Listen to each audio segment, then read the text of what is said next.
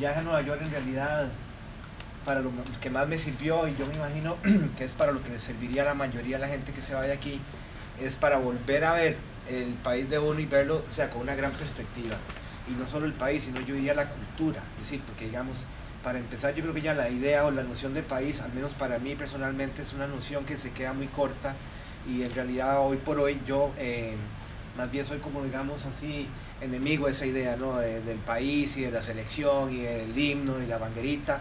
Para mí eso trae muchos problemas, y lo que hace es como hacer separaciones totalmente innecesarias y que solamente sirven para, qué sé yo, fomentar diferencias que realmente en el fondo no existen, ¿verdad? Es decir, claro, estoy pensando en una sociedad totalmente a futuro, utópica, que no sé cuándo va a ser el día en que la gente reconozca que no hace falta tener nacionalidad, países o pasaportes o cosas de esas, ¿no? Sino que todas las personas pudieran tener una movilización.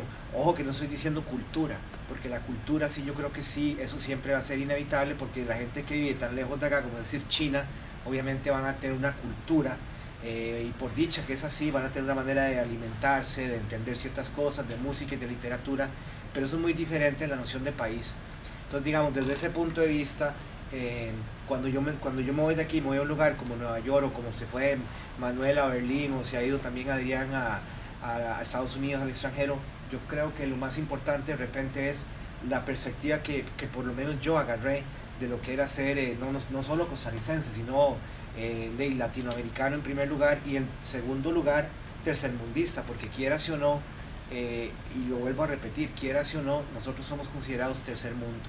Es decir, para un norteamericano cuando viene aquí, él viene con la idea de paraíso, él viene con la idea de tercer mundo, él viene con la idea de exótico, él viene con la idea de ver a una manera de vivir que ellos entienden que ellos superaron ya hace algún tiempo, y que qué divertido y qué simpático ir a volverla a vivir, pero solo un ratito, porque yo quiero volver al confort que yo tengo en Milwaukee, al confort que yo tengo en New Orleans, etcétera, ¿no? O sea, vienen aquí así como a sondear, a ver un poco, y por supuesto que sí hay bellezas naturales que tenemos nosotros que están todavía vírgenes e impolutas, como ciertos ríos, ciertas playas, montañas y bosques, eso es un hecho. Pero en realidad, es decir, ellos no vienen aquí a sumergirse en la cultura ni mucho menos, sino que vienen totalmente, siento yo, con una visión pues de visitante, ¿no? Entonces, en ese sentido, lo que a mí me dio pie para reflexionar fue qué tipo de obra sería la obra posible a realizar como un artista visual desde esta parte del mundo, porque yo nunca, digamos, nunca pretendí, y por eso me devolví de Nueva York, yo nunca pretendí insertarme como un artista, digamos, neoyorquino. Entonces hubiera tenido que definitivamente abandonar una perspectiva, una posición, para poder ser asimilado a lo que se hace ahí, que sí hicieron varios amigos míos, y uno o dos de ellos triunfaron totalmente con propuestas pues muy inmersas en lo que es, digamos, la globalización del arte, por así decirlo, porque sí hay una globalización del arte, ¿verdad? Hay como un continuum que ustedes pueden leer, París, Nueva York, Tokio, qué sé yo. Pero curiosamente, al cabo del tiempo, esos mismos amigos míos que se convirtieron un poco al mainstream, por así decirlo, sintieron la necesidad de hablar de sus países en su obra. Entonces han ido al revés, han ido de Nueva York, por ejemplo, a Buenos Aires, en el caso de Fabián Marcacho, que es un amigo mío que lo conocí siendo un estudiante allá, y llegó a triunfar por todo lo alto, digamos, en el mercado, en los shows y tal, y últimamente está con los ojos puestos en Argentina, y hace una obra totalmente que tiene que ver con Argentina. O sea, hay como una especie de volver de él, de Nueva York, ya con estatus de estrella del arte, a su país de origen, ¿no? Pero yo siento que algo le falta a la obra, porque obviamente se fue 25 años de ahí, y hay cosas que hay como lagunas o márgenes, ¿no? Entonces yo decidí volver, y como les digo, basado en esa percepción que yo tenía del visitante al país de nosotros, yo desarrollé una serie hace más o menos 19 años casi, más o menos, basado en esta historia del colonialismo y del turismo. Y entonces yo percibí que nuestro país se había convertido en una especie como de hotel, simplemente que recibía gente, la atendía, sacaba el dinero y la gente se devolvía. Entonces todo el país se abocó, y de hecho estamos abocados en este momento a ser un país en el que nos ofrecemos al mundo como un santuario de la naturaleza, como un país que respeta ampliamente lo que es recursos, etcétera, lo cual los que vivimos aquí sabemos que eso es totalmente, si no falso, por lo menos incompleto. Si hay una lucha y hay un esfuerzo de las autoridades en conservar una serie de recursos naturales, ojalá intactos, pero bien sabemos que hay talas de árboles, que están los problemas que acaban de surgir hace poco cuando una finca ya las crucitas, etcétera. Sabemos que es una pelea constante. Luego está el aleteo de tiburones, en fin, que hay un irrespeto en general que se trata de cubrir mucho con la imagen que vendemos afuera de Costa Rica como paraíso, ¿no? Entonces a mí me llamó mucho la atención esa situación porque yo la extrapolé y la asocié, por ejemplo, con la colonización, o sea, con la colonia. O sea, 500 años antes se dio una situación similar, llegaron un montón de extranjeros a apoderarse y apropiarse y a esclavizar a los que aquí vivían, cuando no a exterminarlos directamente. Y entonces esa colonia, que a mí me la enseñaron en la escuela como la conquista de América, y sonaba como muy fabuloso, que nos trajeron a Dios y nos querían catequizar y tal, y mientras tanto los indios había que volárselos porque pues, que era gente vaga, que era gente que tenía un montón de problemas de verdad de adaptación.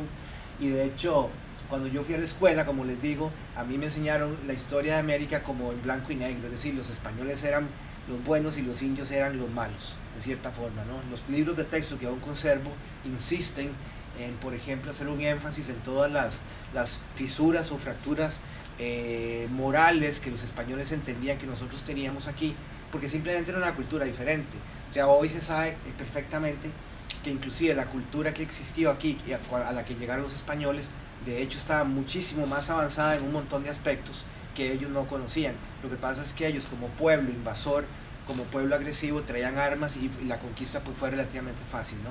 Entonces, basado en esa extrapolación, turismo, colonialismo, yo desarrollé esta serie en el año 94 más o menos, 95, en esa época, y en el que yo me valgo, por ejemplo, de cosas que se promueven a nivel de turismo, qué sé yo, en este caso el paisaje exótico y las costumbres exóticas. Entonces, por ejemplo, que no se puede leer, abajo dice América, costumbres exóticas. Entonces, claro que era una gran ironía y hablaba un poco de eso, ¿no? Del buen salvaje que somos nosotros y que la gente viene a ver. Entonces hay un tono irónico, por supuesto.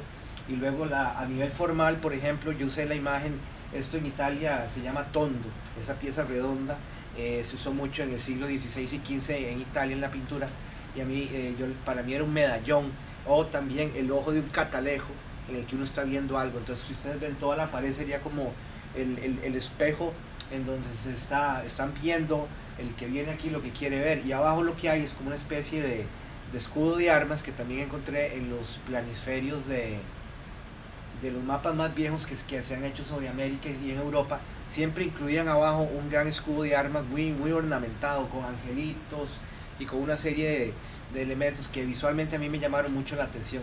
Entonces toda esta serie muy irónica, digamos, es como un punto de partida, aunque antes hice mucha obra, pero yo creo que la obra, digamos, significativa que yo empecé a realizar empieza un poco por aquí, ¿no? Luego de esa serie, yo me pasé un poco al lado hice como decir un zoom hacia lo que era, por ejemplo, la flora, que también me llamaba mucho la atención, cómo la idea esta de identidad de nosotros venía asociada, por ejemplo, al exotismo, y como ciertas flores o frutas están catalogadas en muchas partes y siguen estando catalogadas como flores exóticas. Entonces ahí, por ejemplo, el ejercicio consistía en preguntarse, exóticas para quién. O sea, ¿quién está determinando estas cosas? ¿Por qué un paisaje tropical es exótico? ¿Exótico para quién? El que vive ahí no lo considera exótico porque lo ve todos los días de su vida. O sea, para mí exótico es un desierto, un fiordo en Noruega. Eso para mí es el colmo del exotismo. Comer arenque ahumado al desayuno es exótico. Pero es decir, presentar ciertas cosas y ciertas flores como exóticas, entonces para mí ahí había una situación que valía la pena explorar. Y entonces, digamos, aunque aquí todavía en esta primera obra, porque esa fue la primera obra en la que usé flores para reflejar esa idea de exotismo, aquí aparecen mezcladas un montón de especies, hasta hay un tulipán ahí abajo, por ejemplo, y yo la mezclaba un poco todavía con accidentes puramente pictóricos, como los que ven ahí, los chorretes esos, haciendo alusión todavía a algo de la pintura que a mí me había asombrado, porque digamos que sí había una influencia, como lo dijo bien Manuel, de la época en que yo pasé en Estados Unidos, en Nueva York, viendo pintura, ¿no? Pero la idea aquí era representar un jardín, por así decirlo, manchado, es decir, que estaba corrupto, o que por lo menos tenía una intervención. Y a partir de ahí también desarrollé, ahorita les voy a enseñar, una serie de obras tridimensionales. Algo importante es que, digamos, cuando yo volví de Nueva York, por lo menos que yo sepa, que yo me acuerde, en este país y en general, cuando uno era pintor, cuando uno era escultor, cuando uno era grabador, era grabador.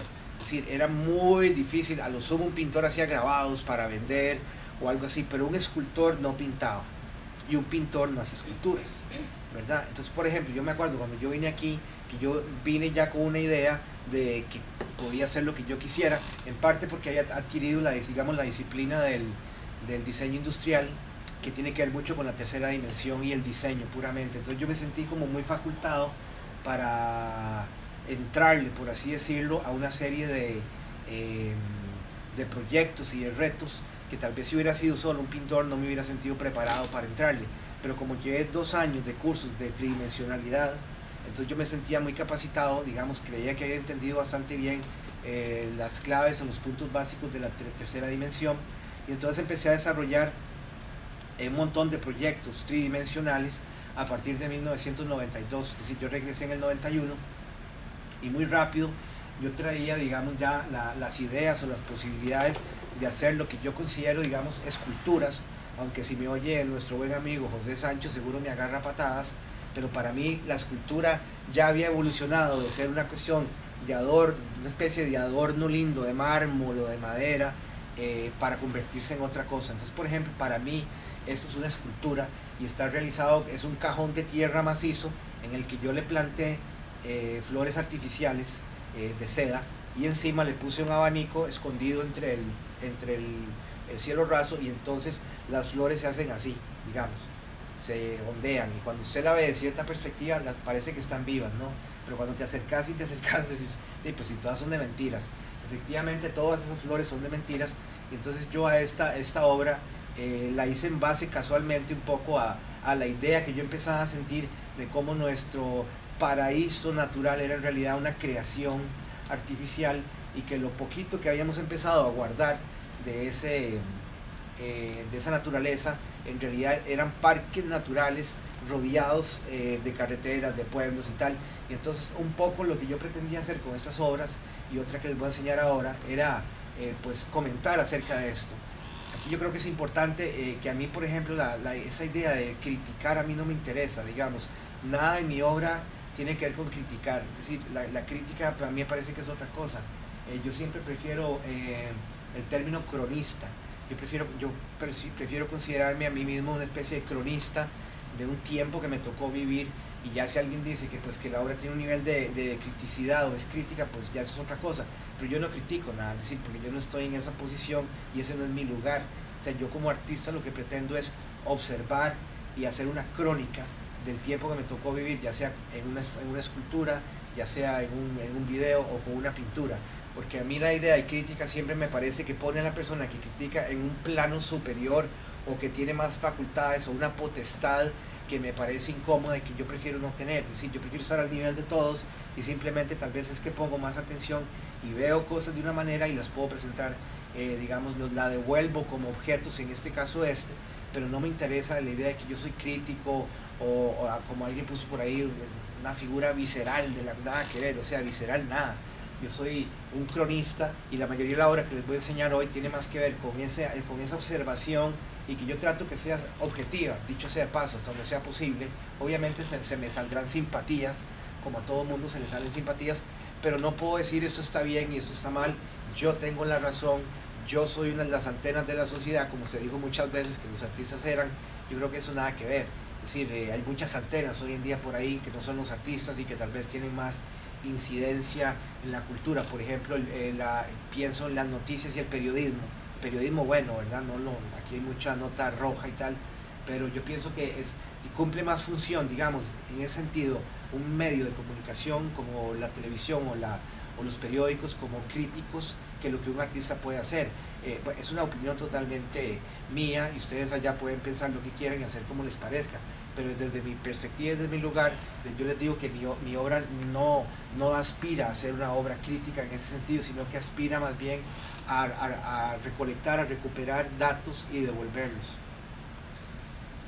Esa es también una de mis primeras obras que hice también como en el formato tridimensional, y que tenía que ver más que todo, porque era otro tema que me interesaba mucho en ese momento, la historia del arte, porque cuando yo fui a Nueva York yo me di cuenta que nosotros lamentablemente como nación, como pueblo, etcétera, no teníamos un lugar, ni siquiera, no digamos mal definido, no teníamos un lugar en la historia del arte contemporáneo. Si ustedes van a la mayoría de shows, museos y revistas, o sea, son contados con la mano los artistas de Latinoamérica o África que están, digamos, que participan en ese diálogo con artistas de Europa o de Estados Unidos, y eso tiene que ver mucho con una cuestión económica, es decir, no saber esto es pecar de ingenuo e inocente. Entonces hay toda una relación económica con la cuestión de la difusión del arte, con la visibilidad, con la invisibilidad, y no se puede perder de vista. Es decir, todas esas son cosas que ustedes tienen que considerar a la hora de que están, pues son creadores y supuestamente gente pensante.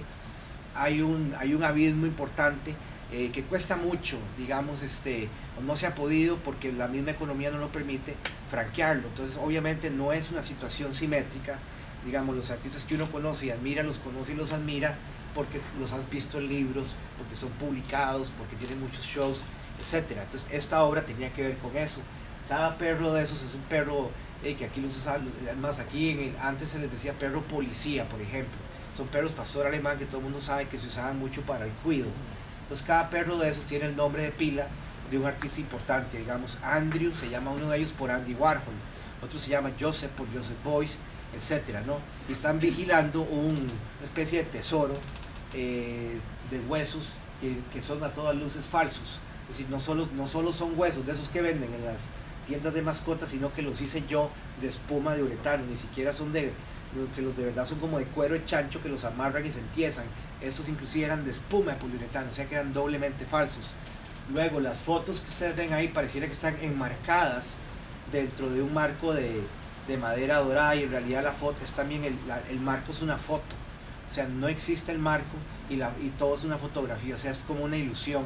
Y esta obra de lo que pretendía hablar era de esa relatividad, es decir, que esos artistas son importantes relativamente, y eso lo hice yo para convencerme a mí mismo de que tenía que haber héroes o artistas latinoamericanos que yo no conocía y que seguramente andaban por ahí, pero yo no me los habían enseñado en la escuela porque no tenían ese grado de visibilidad. Entonces para mí eso era importante, para mí ese era un tema importante, porque de lo contrario el tema de identidad iba a estar siempre, digamos, sesgado, o iba a tener una fractura importante. Entonces yo siempre iba a estar viendo hacia el norte o hacia Europa para buscar, digamos, para buscar mi reflejo, siendo que en la América Latina, o sea, yo conocía a 2 o 3 artistas, y no conocía a los demás. Con el tiempo aparecieron y después podemos hablar de esto.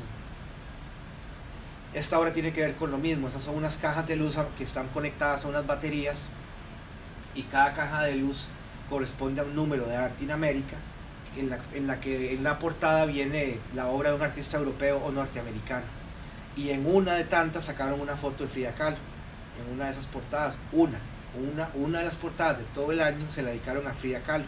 O sea, Frida como el colmo de lo exótico, Frida como el colmo de la otredad.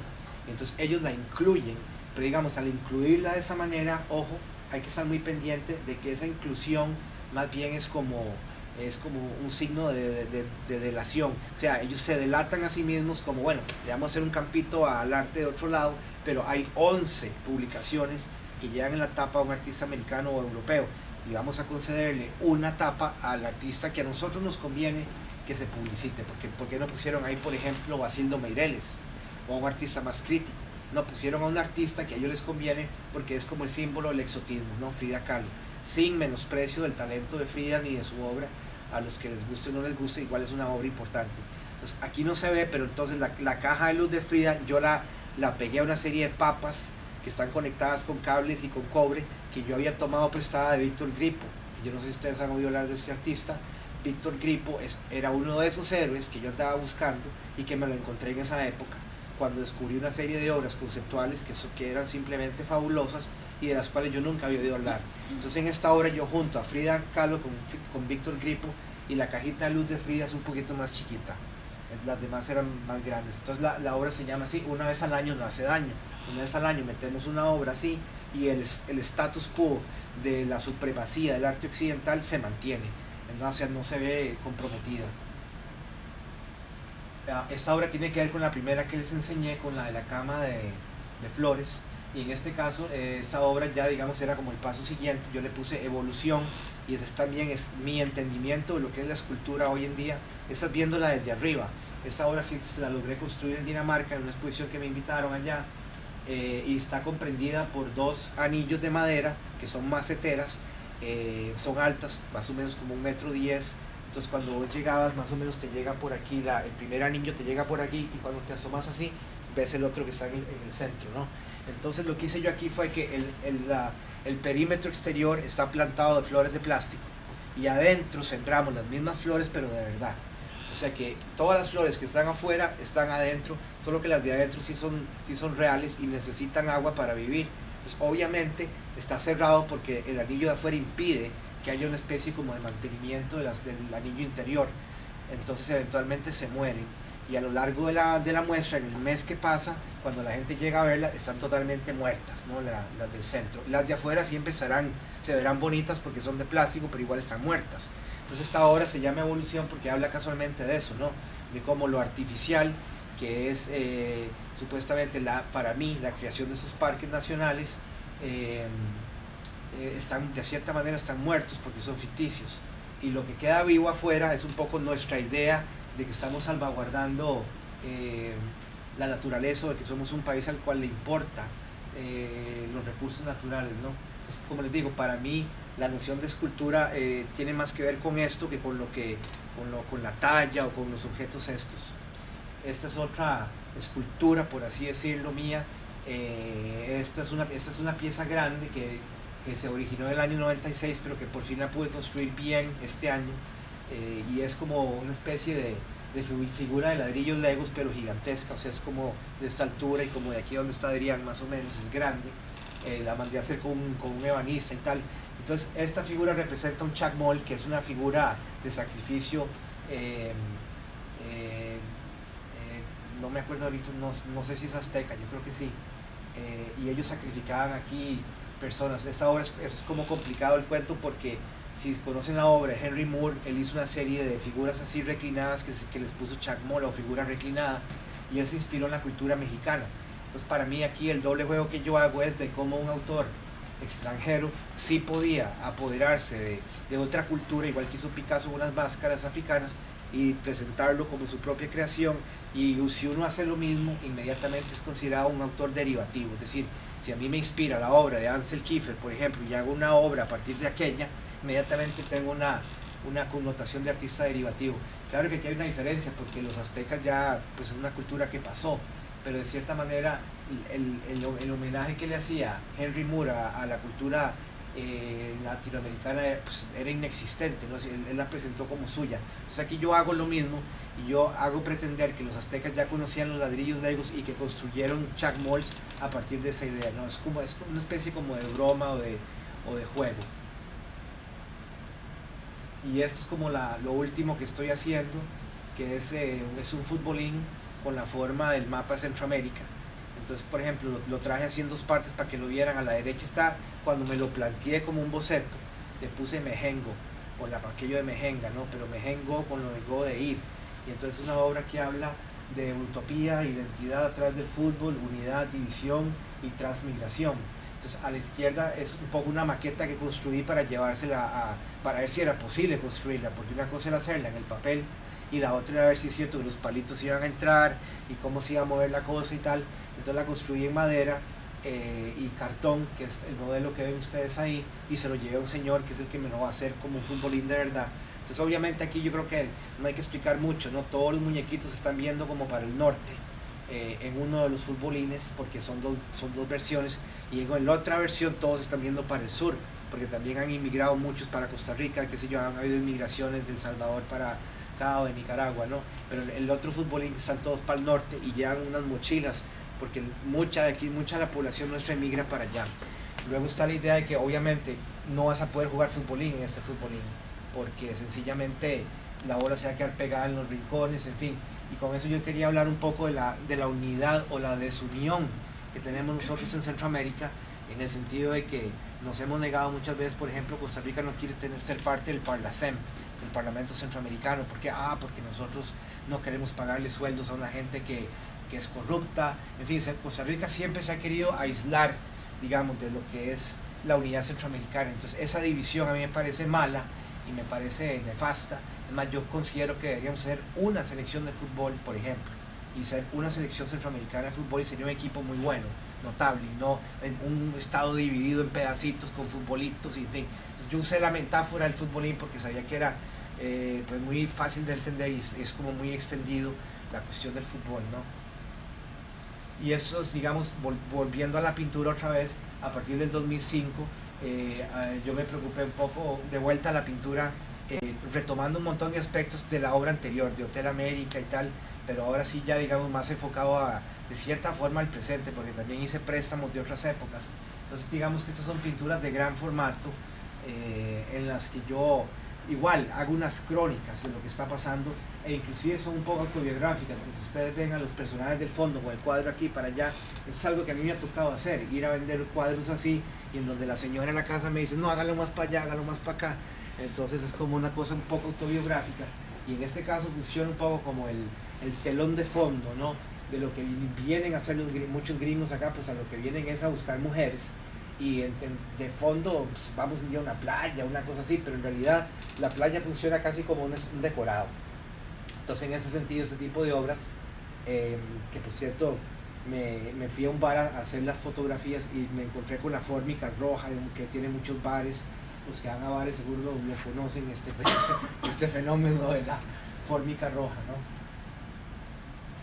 Aquí les traje dos versiones de una pintura que también hice, en donde utilizo la imagen del gigante verde, que es un producto norteamericano de exportación, sobre todo de granos de maíz, y en ese sentido tiene que ver un poco con la cuestión transgenética y el tratado de libre comercio, en el que ya lo firmamos y ya entregamos parte de esa soberanía alimenticia, que eso no se lo dicen a la gente, y como la gente es ignorante y bruta, entonces creyeron que era una buena idea ser socios de los gringos, que en el fondo es una buena idea, pero no con la clase de imposiciones que traía ese tratado.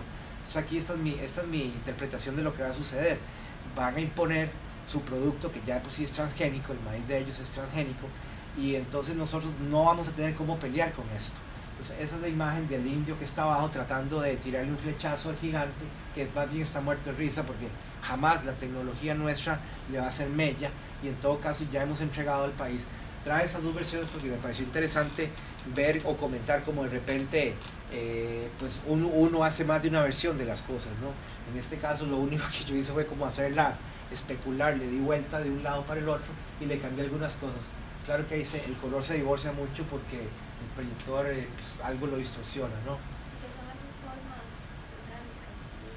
orgánicas? Eso en parte era, digamos, porque yo quería que la pintura tuviera, en ese momento yo estaba en contacto con un montón, yo daba un taller infantil, y me di cuenta que algo de mi obra se estaba volviendo demasiado seria, por así decirlo. Yo me encontré con que estos niños y estos adolescentes eran sumamente juguetones, entonces yo vi una manera también de incorporar algunos elementos más juguetones y libres, y que se incorporaran a la obra sin que necesariamente quieran decir algo, pero tampoco le distraen demasiado. Simplemente es una pintura que tiene más elementos, y a mí algo de esa, digamos, de esa no tomarse muy en serio y esa cosa juguetona que encontré en el arte de esa gente me pareció refrescante, y de hecho lo incorporé más en mi trabajo.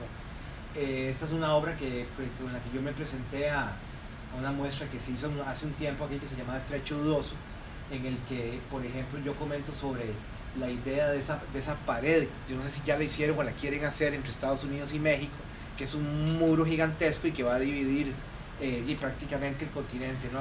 En ese sentido. Y entonces está, por ejemplo, la idea de cómo vamos a tener que seguir llegando a vender nuestros productos, y cómo nos van a siempre estar viendo como desde arriba, ¿no? Como el dueño de la fortaleza. Y lo de atrás yo lo pinté casi como si fuera un decorado esos de madera que se puede caer o está paradito apenas o sea, que todo es una especie como de simulación o simulacro, ¿no? El piso mismo ahí no se aprecia mucho, pero es como un empedrado, ¿verdad? Tipo colonial. Entonces son como los dos mundos. El mundo del otro lado de la tapia que no vemos, pero que más o menos nos imaginamos, y la Latinoamérica, que también ellos creen que existe, de gente que anda vendiendo bananos de esta manera y que vive en casas como esas, y de hecho es lo que vienen a buscar muchas veces. Entonces eso para mí nos convierte en meseros. Todo el país para mí nos hemos convertido en una cultura de servicios, y de hecho eso los políticos lo quieren vender mucho. Ay, los servicios, han subido mucho los empleos en los servicios, y lo que nos hemos convertido son en meseros y prostitutas. Es decir, porque vos vas a Guanacaste y le preguntaba yo el otro día a Karen Clachar y me decía que un montón de gente que antes era sabanera o que hacía una especie, o sea, trabajos en el campo, ahora son meseros en los hoteles o jardineros, en fin, pero no viven mejor ni ganan más plata, simplemente cambiaron algunos roles. Entonces yo aquí he hecho una serie de obras basadas en personajes que traen en las bandejas cosas para los extranjeros. Por ejemplo, el de la izquierda trae unas leyendas en esas copitas, ahí no se lee, pero dice: el hombre americano está esperando a que Dios nazca, y en el otro vaso dice: para ponerle un precio y comprarlo.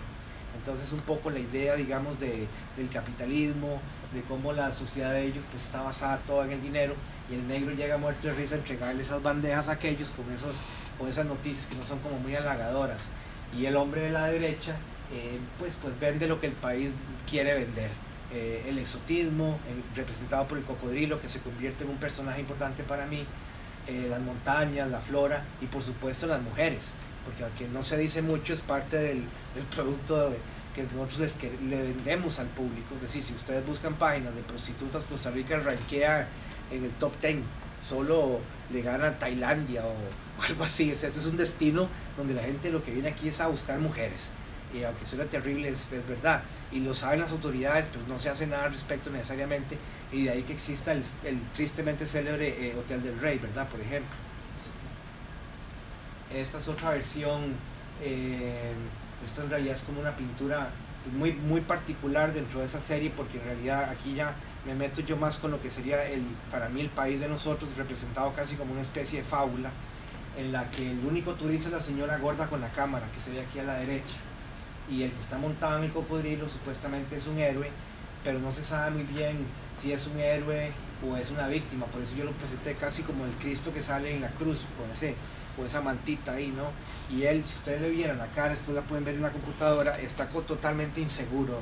O sea, él es un héroe de mentiras, y está toda la barra que está allá abajo como a la expectativa, pero se sabe que no va a pasar mucho.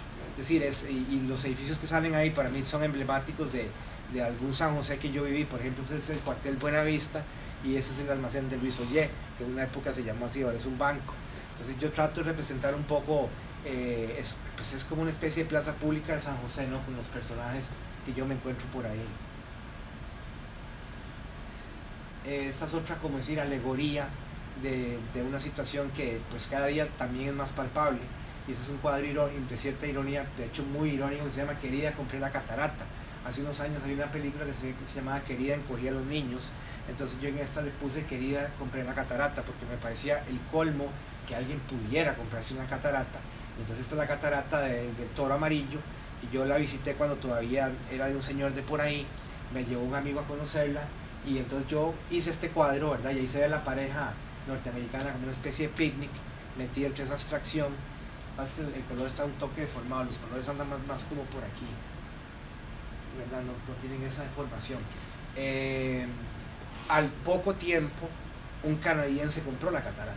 Es decir, al poco tiempo de que yo terminara este cuadro, un canadiense efectivamente compró la catarata. Ahora, aquí viene la moraleja de la historia.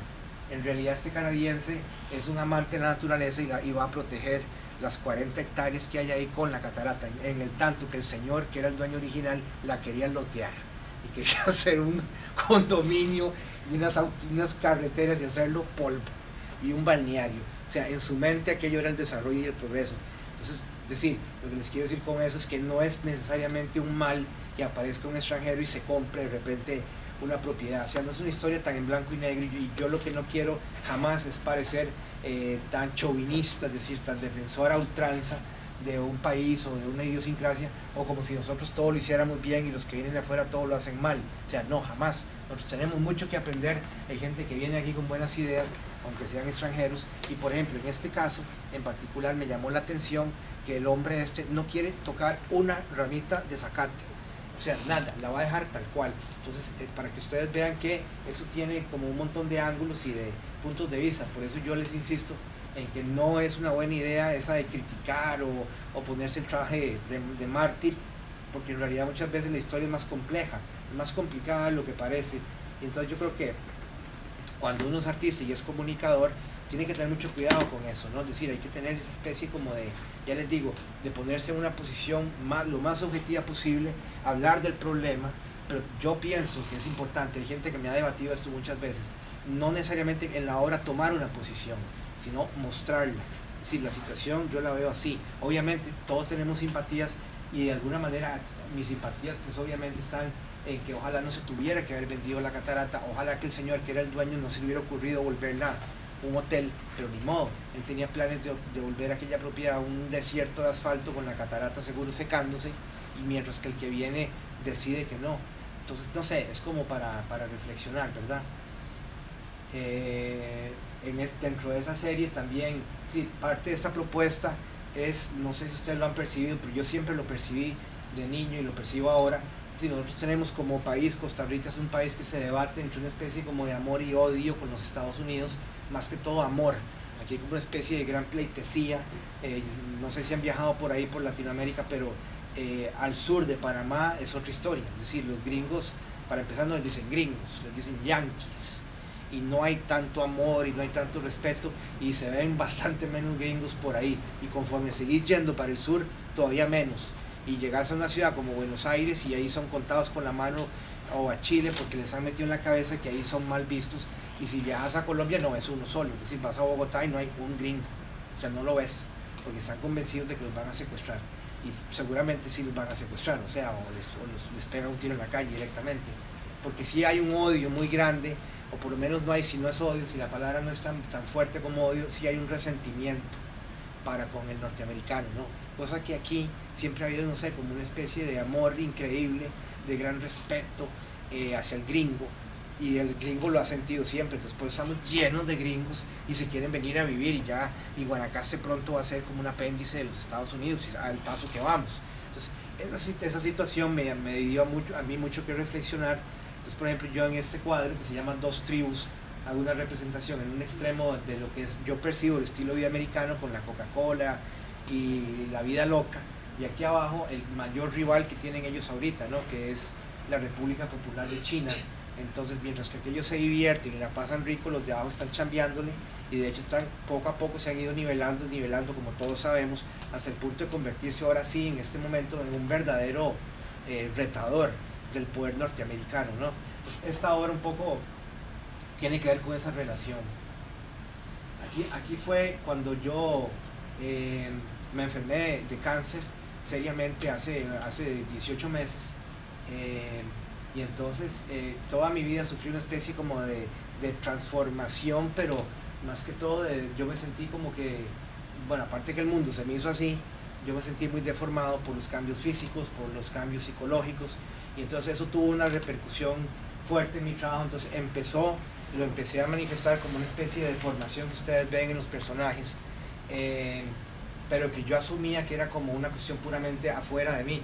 Digamos, yo nunca he querido incluirme mucho en mi propio trabajo, es decir, yo prefiero que mi persona y mi mundo sean uno y lo que yo hago en mi obra sea otro. Hay otros artistas que toda la obra se trata de ellos o de ellas, lo cual está bien, son dos maneras de hacerlo, ¿no? Puedo pensar, por ejemplo, en Carla Solano, que toda su obra se trata de ella, o de Priscila Monge, que toda la obra de ella se trata de ellas. A mí me parece más, a mí por lo menos más interesante, ya les vuelvo a repetir, plantearme las cosas desde afuera como un cronista, y realmente nunca me ha preocupado mucho, aunque sé que es imposible, que algo de vos no contamine o se meta en tu trabajo porque lo estás haciendo vos. Es decir, eso es imposible que no sea así. Pero después me di cuenta con los días que esa cuestión de la deformación en realidad tenía más que ver conmigo que con el tema de la deformación de la cultura que yo percibía como que se estaba derritiendo, en este caso la cultura americana otra vez, que a partir de la crisis ha habido, pues ellos han empezado a sentir y a perder un montón de cosas, de terrenos que tenían supuestamente ganados. Entonces hay gente que ha perdido la casa, el empleo, Entonces estas obras, por ejemplo, esta se llama Dick y Jane, presenta un par de estereotipos norteamericanos derritiéndose y deformados, pero yo después me di cuenta que también me representaban a mí en la deformación que yo percibía de lo que me sucedió con las cirugías, con la radiación, en fin, una serie de cambios que yo sentí muy bruscos y que, bueno, que todavía lo siento a 18 meses de distancia, que cambiaron mucho, digamos, mi manera de pensar y de percibir. Entonces estas obras las traigo porque me parece interesante ver como un evento, digamos, que en mi caso fue cataclísmico, es decir, la aparición de un cáncer y todo lo que ello implica, y cómo eso se empezó a ver reflejado, digamos, sin forzarlo en mi trabajo. Entonces aquí otra vez ya con plena conciencia de lo que estaba sucediendo, lo vuelvo a meter, digamos, dentro de la obra mía y le empiezo a dar un giro. Es decir, al principio, como les digo, me tenía desconcertado, pero luego me di cuenta que lo podía utilizar. Entonces, por ejemplo, la obra más última que estoy haciendo, que es esta, que son unos dípticos pequeños, yo quería hablar un poco de un tema que también me apasionaba mucho, ¿no? La relación de los dictadores y los Estados Unidos. Es decir, ¿cuál relación es esa? Todos sabemos que los dictadores son puestos por los Estados Unidos, son títeres, pero la crueldad y el grado de despotismo al que ellos llegan, o sea, yo creo que ni el mismo presidente que los puso en el poder se lo llegó a imaginar. Entonces por eso yo hago una comparación aquí con algo que es para mí es muy gringo, que son el helado servido de esta manera, que ellos le llaman banana split. Entonces yo a este cuadro le puse pineapple split, porque al señor le decían la piña, al señor Noriega. Entonces aquí la relación entre ellos es que ni Noriega ni el helado aguantaron el calor de la situación. Noriega fue destituido en un violentísimo ataque norteamericano que destruyó un barrio donde él tenía un cuartel, entonces él se desmorona y al mismo tiempo, o sea, la relación es como visual metafórica muy evidente, ¿no? Entonces tengo toda una serie de obra basada en dictadores y productos norteamericanos y su relación. Por ejemplo, este señor es Duvalier, que era un tremendo asesino en Haití, y él se autoproclamó presidente vitalicio alrededor del año 64. 2 años después salió la Big Mac, que se convertiría en el rey el producto rey de la comida chatarra. Entonces, en este díptico yo hago una relación entre ellos, porque entonces Duvalier mandó a talar árboles como loco en Haití, la deforestó para dedicarla al ganado, para poder tener un producto de exportación, porque se dio cuenta que la carne de vaca estaba en un high debido al surgimiento de la McDonald's. Entonces ahí hay como una relación entre ellos dos, pero mientras que en el caso de Noriega había una acción de derretimiento, la hamburguesa me pareció a mí como una especie de monstruo, como de Pac-Man, ese Pac-Man que se va comiendo todo, y entonces ahí está la relación entre ellos dos, y estas obras me parecen interesantes porque, digamos, a la hora de hablar de un tema como este, uno como artista tiene que poder diferenciarse de lo que haría un periodista. O sea, para mí está la clave. Un periodista haría un tipo de obra con esto, un reportero gráfico haría otro tipo de obra con esto, una persona que presenta un canal de televisión haría algo. Entonces, ¿qué nos queda a nosotros como artistas visuales? Buscar algún tipo de asociación visual o metáfora que no la puedan encontrar ni en la tele, ni en la prensa, ni en una revista. Entonces, yo creo que eso es mucho el rompecabezas o la problemática que entraña, digamos, si uno va a ser un artista político o activista o le interesan esos temas, ¿cuál es el giro que vos le podés dar para que aquello no sea panfletario en primer lugar, porque es aburrido, y segundo lugar, que no esté repitiendo lo que ya dicen mejor que vos canales de televisión o periódicos? Entonces yo encontré que este tipo de asociación totalmente, aparentemente arbitraria y como muy absurda, por así decirlo, sí logra ese objetivo. Es decir, hay una asociación metafórica ahí interesante y que por lo menos te deja pensando, aunque yo la pensé mucho y no son gratuitas, es decir, de primera entrada no son obvias. Entonces te obliga un poco a ver qué es lo que está pasando o inclusive a buscar más información, si es el caso, ¿no? Entonces yo creo que ahí está un poco la idea, la clave para deshacerse un poco de la obra panfletaria, que es un gran enemigo, ¿verdad? Porque hay mucho artista con muy buenas intenciones que quiere hacer una obra política, pero lo que termina haciendo es un pastiche, es un panfleto súper aburrido, donde perdió de vista, digamos, las posibilidades de la pintura y se convirtió simplemente en un narrador más superado totalmente, en mi opinión, por la televisión o por los medios de comunicación. Entonces un poco por ahí va la historia, y esa era un poco la presentación que les traía yo hoy. o sea que es como, no es muy grande, pero es como bastante sucinta, ¿no? Bueno, yo creo que hemos tenido una reseña enorme, ¿verdad? Aparte de que, de que, de que, de que Joaquín, yo pienso que me parece que es de los artistas que tiene muy claro dónde está parado, dónde moverse. Y yo creo que vale la pena también un poco, Joaquín, parte del proyecto del taller es también, a nosotros nos ha interesado mucho desarrollar el tema de la creatividad en relación a la pintura misma, ¿verdad? Cómo un artista tiene que enfrentar esas acciones, digamos, intelectuales de por dónde desarrollar la obra. eh, yo creo que vivimos un tiempo en que no solo es un asunto de la técnica, sino es un asunto del pensamiento, la pintura como un instrumento de pensamiento, y que yo creo que hemos visto muy extraordinarios ejemplos en la obra de Joaquín, de cómo lo ha confrontado y cómo lo ha hecho y demás. Incluso a mí, desde la perspectiva de la pintura misma, de la técnica misma, estas obras finales me parecen que son obras que hablan mucho de la pintura en sí mismo, ¿verdad? Además hablan de una materialidad que es muy propia de la pintura, del chorrete, del deshacerse, y eso, y cómo has usado la metáfora para desarrollarlo ha sido extraordinario. O sea, a mí me parece... Bueno, en eso tengo que confesar que me ha influenciado mucho la obra de Adrián. Digamos, yo antes era muy tímido a la hora de usar la pintura gruesa. Yo la pintura la conocí en libros, o sea, yo no me imaginaba, hasta que fui a un museo ya grande, vi que los Rembrandt eran capas así de óleo, pero cuando yo las conocí en libros, para mí eran planas. Entonces yo pintaba muy planito y todo era como delgadito y tal. Entonces de repente, sí, un día ya en Nueva York vi la obra como de Eric Fischl, que me imagino que a vos tiene que gustar mucho. Y me di cuenta que había toda una materialidad que yo no había dado por un hecho, sino que como yo crecí viendo pintura en libros, es decir, yo no iba a museos, nunca salí de aquí. Una vez cuando tenía 12 años, y la siguiente vez que volví a salir ya tenía 25, es decir, yo antes viajaba muy poco. Entonces para mí fue una sorpresa encontrarme con que un montón de obras que yo juraba que eran como pintadas con laca o con spray, en realidad eran pelototas así de pintura. Y después cuando Adrián volvió de sus estudios, yo me di cuenta que él había incorporado mucho de esa materialidad a la pintura, y a mí me impresionó mucho porque a mí me parecía difícil de manejar, y de hecho lo es. O sea, no es tan sencillo pintar sobadito que meterle un pocotón de pintura a algo y que todavía parezca que está bien hecho. Pero ahí sí ha habido como una alimentación, digamos, con el trabajo de él en ese sentido, ¿no? Porque además es como figurativo en el estilo que a mí me interesa.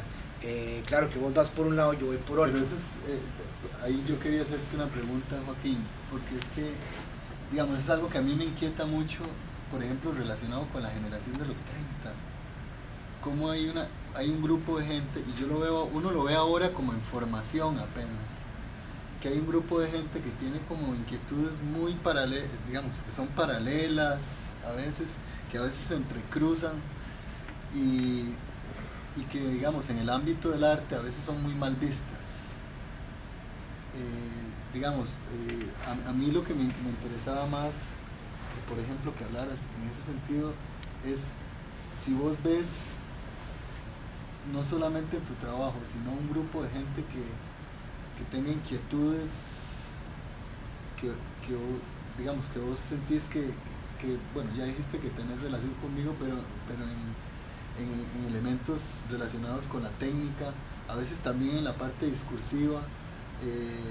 Si vos ves, por ejemplo, en Centroamérica, o por lo menos en el caso del país, y sobre todo con esta gente, esta generación joven, si ves algunos elementos paralelos, o si ves que hay una orientación completamente diferente. Yo estoy pensando en gente muy joven como estos muchachos, el ruso, no sé cómo se llama, Alachín, no sé cómo se llama, o Fabricio Arrieta, o este muchacho Tobar, el mismo Tobar.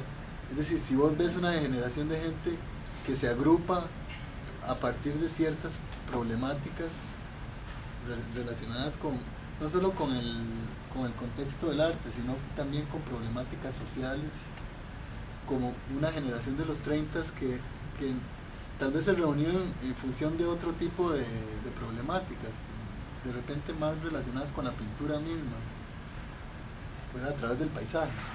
En el caso de ellos yo no sé, porque yo ni siquiera sé si ellos se conocen, así tanto como aparte que ahora los exhiben juntos, yo no sé si ellos se conocían independientemente antes de exhibir, como ahora sí les pasa, por todo lado ves al ruso ese y a Huizueta y a la Rieta y tal, pero antes yo no sé si se conocieron y si digamos tenían diálogos entre ellos para aclararse las cosas, yo no yo sé. lo veo, digamos, como una cosa en gestación, que si vos ves la posibilidad como de una generación de pintores ahí, pues yo creo que sí, porque ellos todos manejan, no, digamos... pero incluyéndote vos ahí, es a que eso me refiero. Ah, Es decir, incluyendo a una serie de gente que está interesada en un tipo hasta de figuración,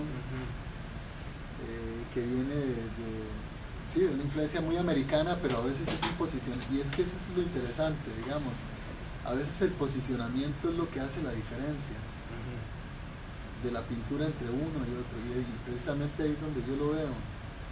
Es decir, alguna de esta gente me parece que es un asunto muy de la parte externa de la pintura, aún en la representación.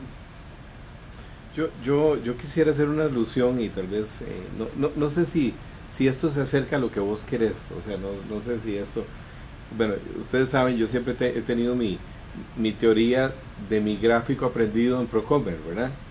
Marketing, conexión, producto. Yo pregunto, esto a nivel eso, a mí me gustaría oírte a vos refiriéndote a esas relaciones entre a veces que no son precisamente arte en sí mismo, sino cómo se maneja en un contexto a veces muchas cosas que son de mercadeo, no sé si esto a veces tiene que ver con las portadas de revistas, con una moda de mercadeo de cómo se mueve fulano y quién tiene éxito y cómo no, y cómo funciona. No sé, a mí me gustaría oírte, referirte un poco a eso. No sé si esto se acerca a lo que quiere preguntar Adrián. No, digamos que el asunto mío era, bueno, eran como dos, eran dos preguntas. Una era esa relacionada con inquietudes generacionales, que además nosotros somos como, por una cuestión de edad, estamos como en el fin de un periodo que no tenía tanta influencia de los medios masivos,